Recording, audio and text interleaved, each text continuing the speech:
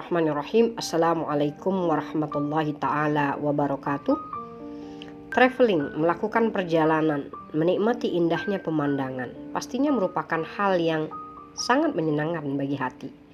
Jangankan pergi ke luar negeri, bahkan jika perjalanan itu balik kampung sekalipun, itu juga adalah hal yang membahagiakan hati. Bagaimana jika perjalanan itu bukan hanya sekedar perjalanan, tapi ia adalah perjalanan spiritual yang membahagiakan jasmani dan rohani sekaligus, yaitu perjalanan menjelajahi bumi Allah yang paling mulia, kota Mekah dan Madinah. Di dalam sebuah hadis, baginda Nabi SAW bersabda, "Janganlah kamu menyusahkan diri dengan melakukan perjalanan kecuali ketiga masjid.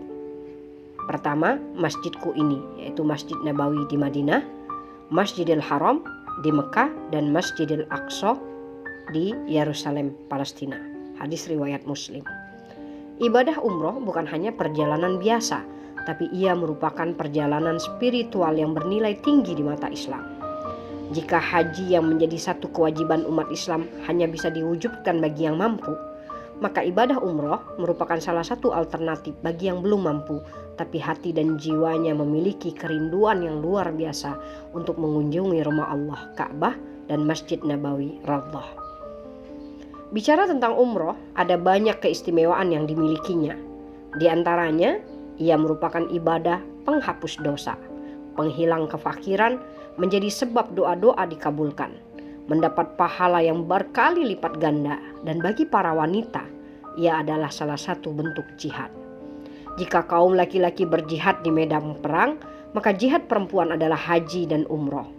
Selain itu, di dalam sholat, bukankah hati seorang mukmin senantiasa terikat ke arah kiblat Baitullah?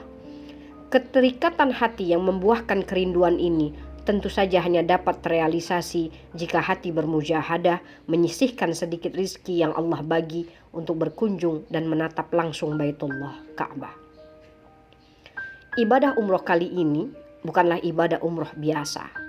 Ia sedikit berbeda dan lebih istimewa, serta memiliki nilai plus tersendiri. Kok bisa? Memangnya apa keistimewaannya? Dalam rangka menambah rasa cinta kepada Allah dan Rasulullah, dalam perjalanan kali ini kami sengaja mempersembahkan program spesial untuk pertama kalinya yang kami namakan Umroh Spesial Tadabbur Al-Quran.